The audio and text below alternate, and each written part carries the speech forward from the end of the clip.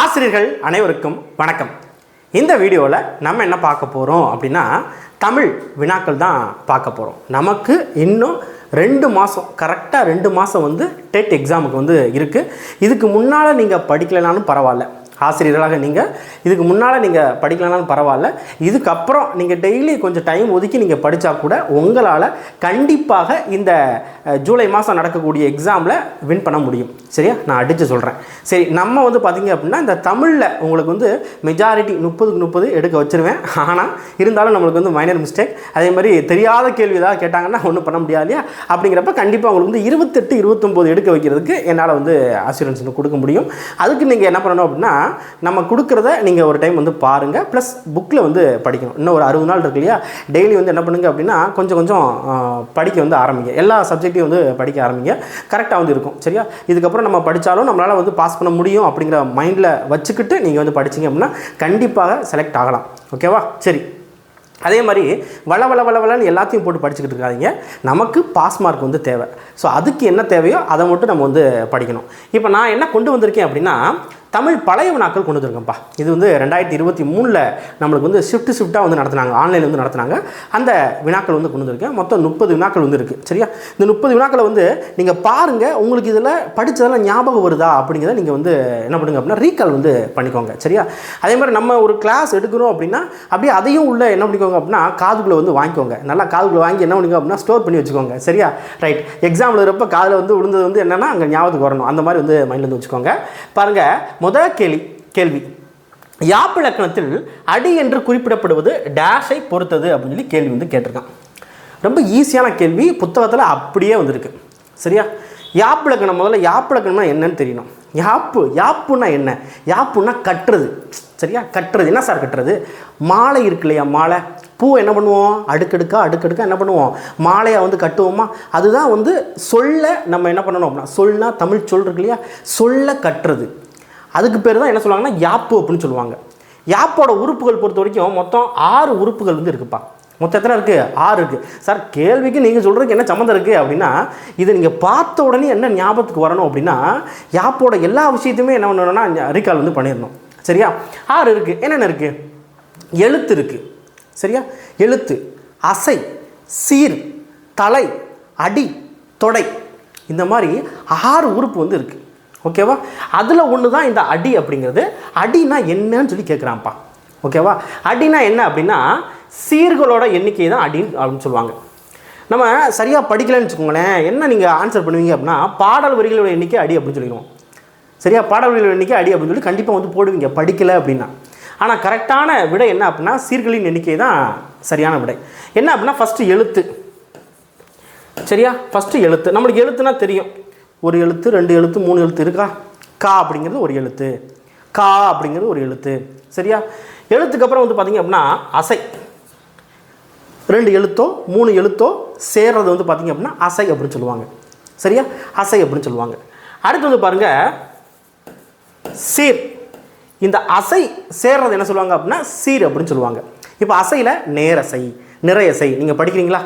ஓகேவா, அது சேர்ந்து தானே வந்து ஒரு வார்த்தையை வந்து வரும். அந்த வார்த்தை வந்து பார்த்திங்கன்னா சீர் அப்படின்னு சொல்லி சொல்லுவோம். சரியா, அதுக்கப்புறம் வந்து பாருங்கள் தலை.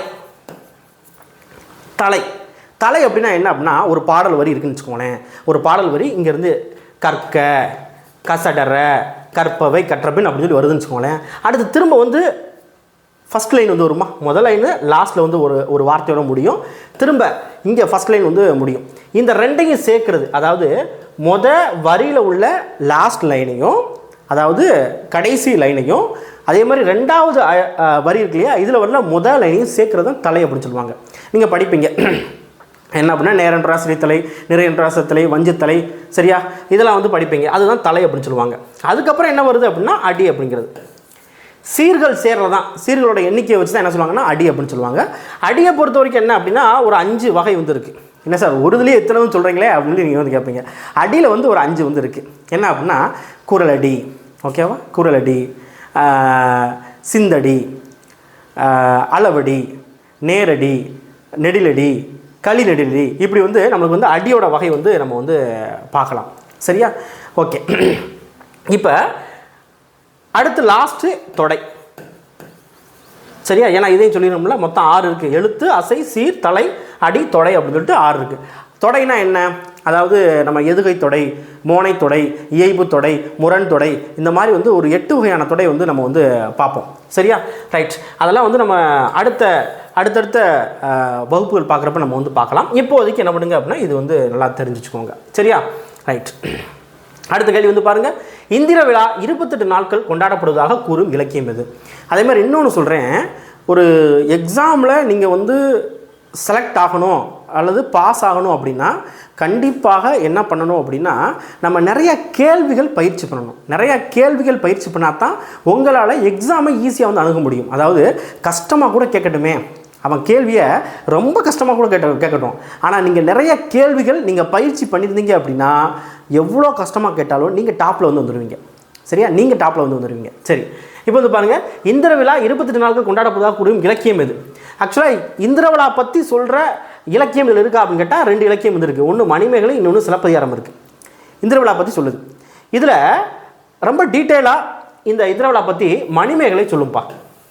மணிமேகலை 28 நாட்கள் கொண்டாடுது அப்படின்னு சொல்லிட்டு விழாவரை காதை அப்படின்னு சொல்லிட்டு ஒரு காதையே இருக்குது. என்ன இருக்குது? விழாவரை காதை அப்படிங்கிற ஒரு காதை இருக்குது. அந்த காதையில் பார்த்தீங்க அப்படின்னா இந்த இந்திர விழா பற்றின விஷயங்கள் சொல்லியிருப்பாங்க. மணிமேகலை சீத்தலை சாத்தனார் இதை பற்றி சொல்லியிருப்பார். அது ஒரு நன்னாள் அப்படின்னு சொல்லிட்டு சீத்தலை சாத்தனார் சொல்லியிருப்பார். சரியா? சிலப்பதிகாரத்துலேயும் இந்த விஷயம் இருக்குது. ஆனால் 28 நாட்கள் கொண்டாடப்படுகிறது அப்படிங்கிற விஷயம், அதாவது இந்திர விழா பற்றின விஷயம் சிலப்பதிகாரத்தில் இருக்குது. மணிமேகலையில் 28 நாட்கள் கொண்டாடுறாங்க அப்படிங்கிற ஒரு விஷயம், அதுக்கு என்னெல்லாம் பண்ணுறாங்க அப்படிங்கிற ஒரு விஷயம், அதுக்கு ஒரு காதையே வச்சு நிறைய விஷயங்கள் இதில் சொல்லியிருக்காங்க மணிமேகலையில். சரியா? அடுத்தது பாருங்கள். நாட்காட்டி ஓவியங்களை டேஸ் என்று அழைப்பர். என்ன பண்ணியிருக்கான் அப்படின்னா ஈஸியான கேள்வி 7th வச்சுருக்கான்னு நினைக்கிறேன். ஒரு பாக்ஸை வச்சுருப்பான். சரியா? ஐ திங்க் கொண்டைய ராஜவர்மு அப்படிங்கிற ஒரு பேர்லாம் வரும். ஓகே. நாட்காட்டி ஓவியங்கள் என்ன சொல்லுவாங்க அப்படின்னா பசார் பெயிண்டிங் அப்படின்னு சொல்லுவாங்க. என்ன சொல்லுவாங்க? பசார் பெயிண்டிங் அப்படிங்கிறது. அடுத்ததாக பாருங்கள். அதே மாதிரி நம்ம பாடத்தில் தமிழில் இந்த கலைகள் பற்றின விஷயங்கள் வருது அப்படின்னா நல்லா பார்த்து வச்சுக்கணும். சிற்பக்கலையாக இருக்கலாம், ஓவியக்கலையாக இருக்கலாம், பேச்சுக்கலையாக இருக்கலாம், என்ன கலை வந்தாலும், அழகு கலையாக இருக்கலாம், என்ன கலை வந்தாலும் நல்லா பார்த்து வச்சுக்கணும். நல்லது.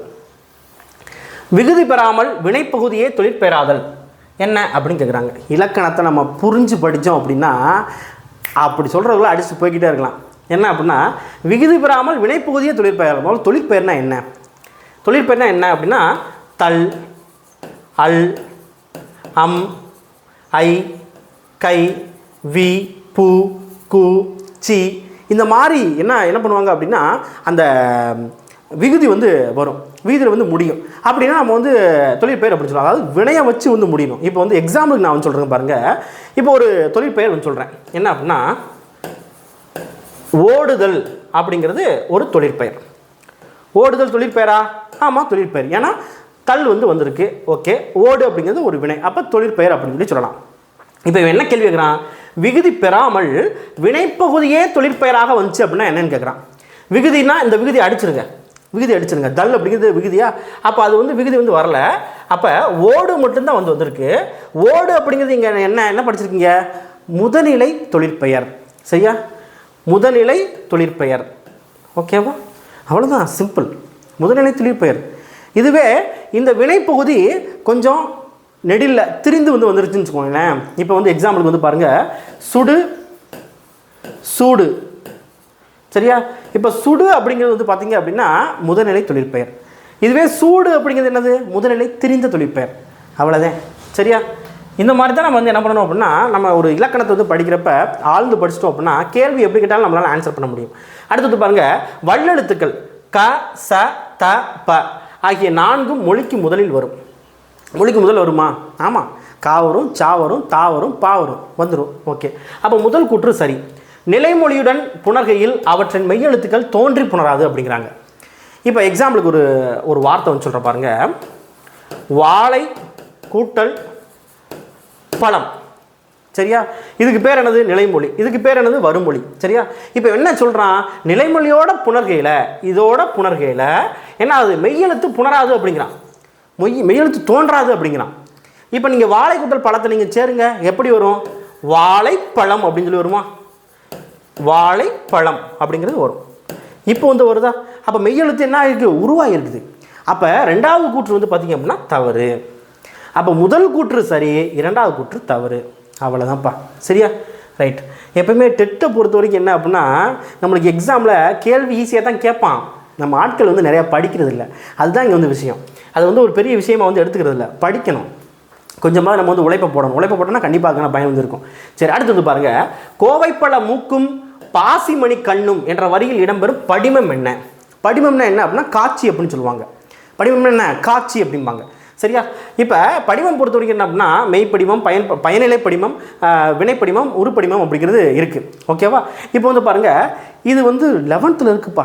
சரியா? இது எங்கே இருக்குது? 11th இருக்குது. ஓகேவா? இப்போ இந்த மாதிரி கேள்வி, சார் நான் 11th படிக்கலை, நான் என்ன பண்ணுறது? இந்த மாதிரி கேள்வி வந்து வரும். பரவாயில்ல, நம்மளுக்கு வந்து ஒரு சில கேள்விகள் தெரியாமல் கேட்குறது ஒன்றும் பிரச்சனை வந்து கிடையாது. சரியா? நம்ம அந்த டைமில் நம்மளுக்கு வந்து கடவுள் கொடுத்த இதுன்னு சொல்லிட்டு நம்ம போட்டு போக வேண்டியதான். ஓகேவா? சரி, இப்போ வந்து பாருங்கள், கோவைப்பழம் மூக்கும் பாசிமணி கண்ணும். மூக்கு, கண் வந்திருக்கு. ஓகேவா?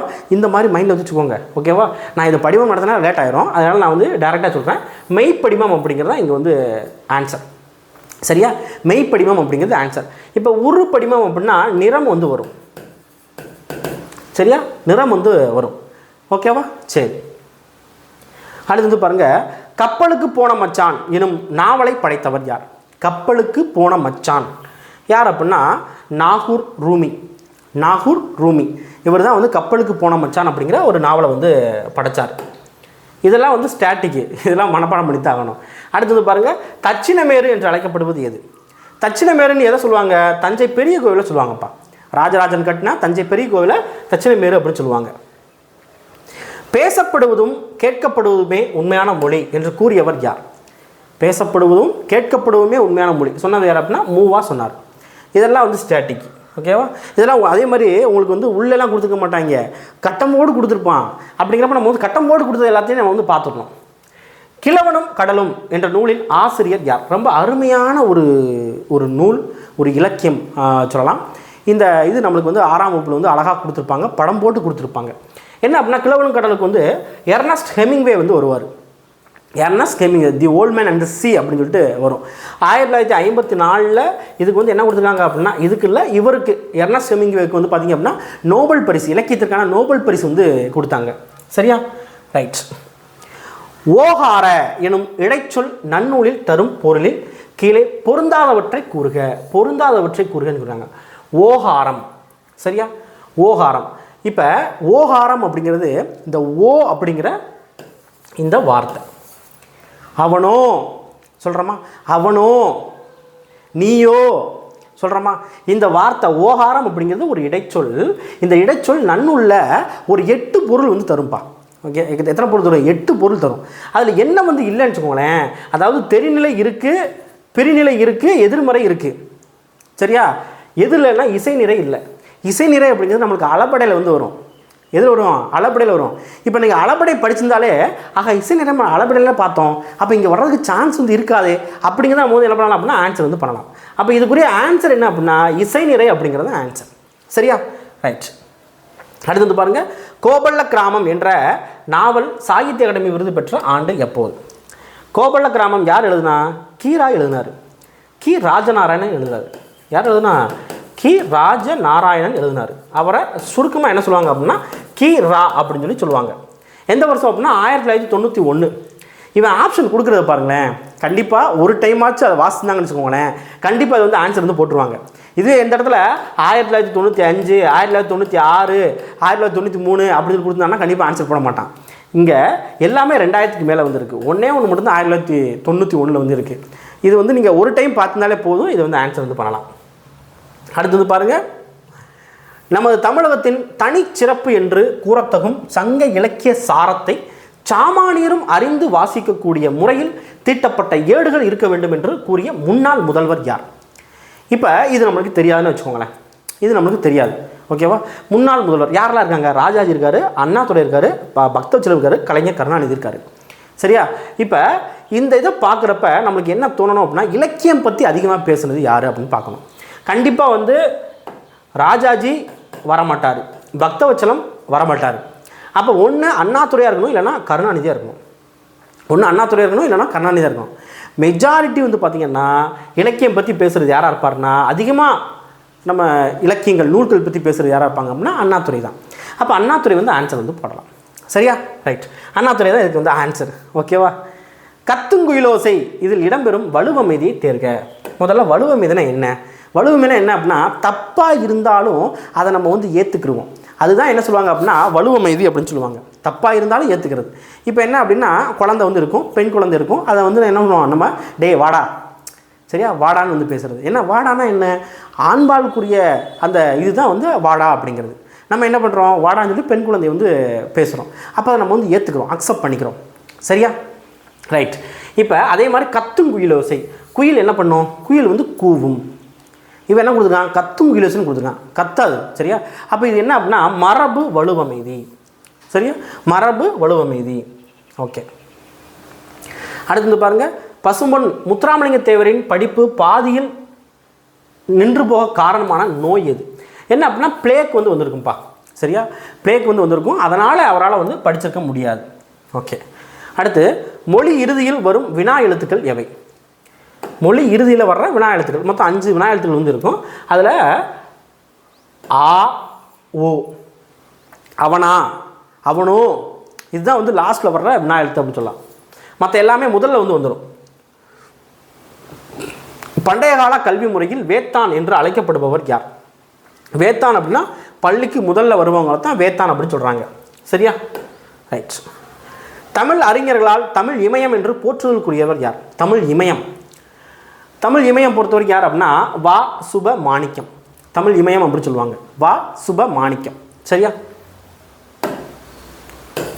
ஓகே. அடுத்து வந்து பாருங்க, பின் வருவனவற்றுள் தொடர்பில்லாதது எது? என்னது? உற்றது உரைத்தல், ஐயுறல் கூறல், உருவது கூறல், இனமொழி உரைத்தல். இதில் வந்து எது வராது அப்படின்னா ஐயுறல் கூறல் அப்படிங்கிற ஒரு இது வந்து வராது. நம்மளுக்கு வினா விடையில் வந்து பார்ப்போம் இதை. சரியா? இந்த இது வந்து பார்த்திங்கன்னா உற்றது உரைத்தல், உருவது கூறல், இனமொழி கூறல் அப்படின்னு சொல்லி வரும். இதில் ஐயுறல் கூறல் அப்படிங்கிறது வராது. அப்படிங்கிறப்ப தொடர்பில்லாதது அப்படின்னா ஐயுறல் கூறல் தான் நமக்கு வந்து தொடர்பில்லாதது அப்படின்னு சொல்லி வரும். பின்வரும் கலைச்சொற்களில் தவறான இணையை தேர்ந்தெடுக்க. கலைச்சொற்கள் கொடுத்துருக்காங்க, அதாவது இங்கிலீஷ் வேர்டு, தமிழ் வேர்டு. நவீன ஓவியம் மாடர்ன் ஆர்ட் சரி, குகை ஓவியம் கேவ் பெயிண்டிங்ஸ் சரி, கருத்து படம் கார்ட்டூன் சரி, கல்வெட்டு. கல்வெட்டு அப்படின்னா இன்ஸ்கிரிப்ஷன் அப்படின்னு சொல்லி வரும்பா. கல்வெட்டுனா என்ன? இன்ஸ்கிரிப்ஷன் அப்படிங்கிறது வரும். ஆனால் இங்கே வந்து அஸ்தட்டிக்ஸ் அப்படின்னு சொல்லி கொடுத்துருக்காங்க. சரியா? வராது. அப்போ இந்த ஆப்ஷன் டி தான் வந்து நம்மளுக்கு வந்து சரியான விடை.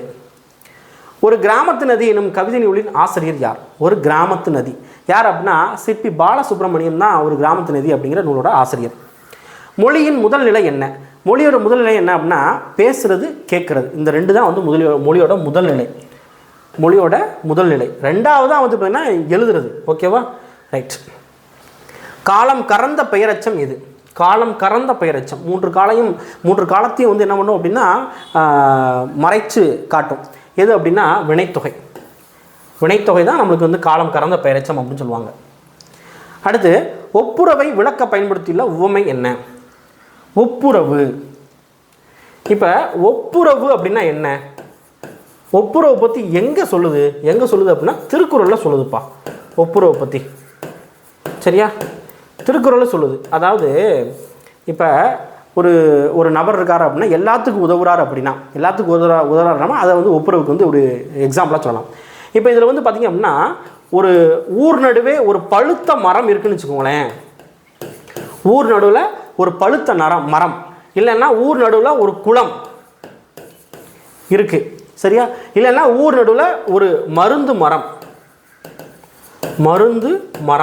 இதுக்குரிய ஆன்சர் மருந்து மரம் தான். சரியா? இப்போ வந்து பாருங்கள், இந்த மூணுமே வந்து பார்த்திங்க அப்படின்னா என்ன பண்ணும் அப்படின்னா எல்லாருக்குமே வந்து உதவும். சரியா? யாருக்கும் இல்லை, எல்லாருக்குமே வந்து உதவும்.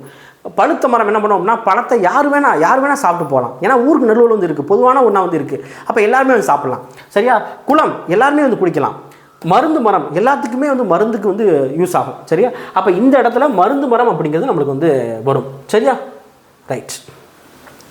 வருபவர் எவராயினும் நன்றி செலுத்து என்று வேண்டுபவர் யார்? வருபவர் எவராயினும் நன்றி செலுத்து யார் சொல்கிறது அப்படின்னா ஜலாலுதீன் ரூமி வந்து சொல்கிறார். அவர் பேர் என்னது? ஜலாலுதீன் ரூமி வந்து சொல்கிறார். அடுத்து பாருங்கள், ஓரெழுத்து ஒரு மொழி. வவ், கு, சே, மை. இப்போ எனக்கு வந்து பார்த்திங்கன்னா இதில் ஏதாவது 2 தான் தெரியுதுன்னு வச்சுக்கோங்களேன். கண்டிப்பாக வந்து ஏதாவது 2 வந்து தெரிஞ்சிருக்கும். இப்போ எனக்கு வந்து சேக்குவாரா ஒரு உயர்ந்த மனிதரை நம்ம வந்து சே அப்படின்னு சொல்லுவோம். அப்போ சேக்கு வந்து உயர்வு அப்படிங்கிறது வரும். சரியா? அடுத்து மைனா என்ன அப்படின்னா நம்ம பேனா மை இருக்கு இல்லையா, அஞ்சனத்தை தான் மைன்னு சொல்லுவாங்க. மைனா அஞ்சனம் அப்படிங்கிறது. அப்போ 3ஆவதுக்கு 2, 4ஆவதுக்கு 1 வந்து வருது. இப்போ ஒரே மாதிரி இருக்கா எங்கேயாவது? இல்லை. முதல்ல தான் ஆன்சர். எனக்கு ஒரு எக்ஸாம்பிள் சொல்கிறேன், ஒரு 2 தான் எனக்கு தெரியும்ப்பா அப்படின்னா நம்ம இதை வச்சு நம்ம வந்து போடலாம். வவ்வுனா என்ன அப்படின்னா கவர் அப்படிங்கிறது அர்த்தம். கூனா என்ன அர்த்தம்னா பூமி அப்படிங்கிறது அர்த்தம். சரியா? ரைட். அடுத்து வந்து பாருங்கள், பாரதியார் பெண்களுக்கான குரல் வெண்பா எழுதிய இதழின் பெயர் என்ன? பெண்களுக்கான குரல் வெண்பா, அதாவது பெண்களுக்கு மட்டும் என்ன பண்ணுறாங்க அப்படின்னா அதில் நிறைய விஷயங்கள், பெண் விடுதலை, பெண் புரட்சி, சரியா, பெண்ணியம் பேசுகிற எல்லாமே வந்து அதில் வந்து எழுதியிருந்தார். என்ன அப்படின்னா சக்கரவர்த்தினி அப்படிங்கிறது. எவ்வளோ அழகாக வந்து எழுதியிருக்காங்க பாருங்கள். நம்ம என்ன சொல்லுவோம் தமிழில், அதாவது பசங்களுக்கு என்ன சொல்லுவோம்? சக்கரவர்த்தி அப்படின்னு சொல்லுவோமா? சக்கரவர்த்தி சொல்லுவோமா? ஓகேவா? சக்கரவர்த்தினா யார் அப்படின்னா ஒரு அரசரை வந்து குறிக்கும், சக்கரவர்த்தி அவர் அப்படின்னு சொல்லிட்டு. அப்போ அவர் வந்து பாருங்கள், பாரதியார் வந்து பாருங்கள், சக்கரவர்த்தினி பெண்ணை குறிக்கிற மாதிரி. சக்கரவர்த்தினி அப்படின்னா பேரரசி அப்படின்னு சொல்லலாம். பேரரசி அப்படிங்கிறது. ஓகேவா? ரைட். அடுத்தது பாருங்கள், பகுபத உறுப்புகளுள் அடங்காது 7வது உறுப்பாக வரும் புறத்துறுப்பு என்ன? இது நம்மளுக்கு ஸ்கூல் புக்கிலே இருக்குது. என்ன அப்படின்னா எழுத்து பேர் அப்படிங்கிறது வரும். பகுதி உறுப்புகள் வந்து நம்மளுக்கு வந்து பகுதி, விகுதி, சந்தி, சாரிய, இடைநிலை, சரியா, விகாரம் இதெல்லாம் வந்து வரும். இதில் 7வது வந்து எழுத்து பேர் அப்படிங்கிறது நம்மளுக்கு வந்து வரும். சரியா? எழுத்து பேர் அப்படிங்கிறது. ஓகே. அடுத்து, கிழக்கு வாசல் உதயம் என்ற திங்கள் இதழை உத்தம சோழன் எத்தனை ஆண்டுகளாக நடத்தி வருகிறார்? எத்தனை ஆண்டுகள் அப்படின்னா 12 ஆண்டுகள். நவீன தமிழ் மறுமலர்ச்சிக்கு வித்திட்டவர் யார்? நவீன தமிழ் மறுமலர்ச்சிக்கு வித்திட்டவர் யார் அப்படின்னா சு. செல்லப்பா. இவர் தான் நவீன தமிழ் மறுமலர்ச்சிக்கு வித்திட்டவர் அப்படின்னு சொல்லி சொல்லுவாங்க. சரியா? சரி. இப்போ நம்ம வந்து பார்த்திங்க அப்படின்னா தமிழில் ஒரு 30 கேள்விகள் வந்து பார்த்தோம். இந்த 30 கேள்விகளும் நம்மளுக்கு வந்து பள்ளி பாடப்புத்தகத்தில் இருக்கா அப்படின்னு கேட்டால் ஒரு சில கேள்விகள் மட்டும் வெளியிருந்து வந்து எடுத்துருக்காங்க. சரியா? மெஜாரிட்டி வந்து பார்த்திங்க அப்படின்னா பள்ளி பாடப்புத்தகத்தில் இருக்கிறது தான். ஆனால் இது வந்து 2023 கேட்டது. எதை பேஸ் பண்ணினா ஒரு சிலது 11ஆம் வகுப்புலேருந்து எடுத்துருக்காங்க, ஒரு சிலது வந்து பார்த்திங்கன்னா 6லேருந்து 8 வரைக்கும் வந்து எடுத்துருக்காங்க. அதை பற்றி நீங்கள் கவலைப்பட வேண்டாம். சரியா? நம்மளுக்கு தேவை என்ன அப்படின்னா தமிழில் நல்ல மார்க் வந்து ஸ்கோர் பண்ணணும். அதுக்கு முதல்ல நம்மளுக்கு வந்து பேஸ் மட்டும் 6 to 8 அதை நீங்கள் நல்லா படிச்சிடணும். அதுக்கப்புறம் 9th 10th, அதுக்கப்புறம் 11th 12th அப்புறம் பார்த்துக்கலாம். முதல்ல நம்ம கீழே இருக்கிறத நல்லா வந்து ஸ்ட்ராங் ஆகும் இல்லையா? அதனால் நான் போய் 11th 12th படிக்கிறேன் அப்படின்னு சொல்லிட்டு உட்காந்துட்டு இருக்காங்க. சரியா? ரைட். முதல்ல இதை வந்து பாருங்கள், கீழே உள்ள புத்தகங்களை வந்து பாருங்கள், அதுவே போதுமானது. நம்மளுக்கு மெஜாரிட்டி வந்து பார்த்திங்க அப்படின்னா எளிமையாக கேட்குறது தான் வாய்ப்பு வந்து இருக்குது. அதனால் நம்ம கொடுக்குற விஷயங்களை நீங்கள் வந்து மறக்காமல் வந்து பாருங்கள். நான் இனிமேல் என்ன பண்ணுறேன் அப்படின்னா கொஞ்ச நாளாக வந்து அப்டேட் பண்ண முடியல. இனிமேல் என்ன பண்ணுறேன் அப்படின்னா தமிழுக்கும் சரி சோசியலுக்கும் சரி, சரியா, என்னால் முடிஞ்சதை நான் வந்து என்ன பண்ணுறேன் அப்படின்னா அப்டேட் பண்ணிக்கிட்டே இருக்கேன். நீங்கள் என்ன பண்ணுங்கள் அப்படின்னா நம்மளுக்கு சப்போர்ட் மட்டும் பண்ணுங்கள். சரியா? நன்றி.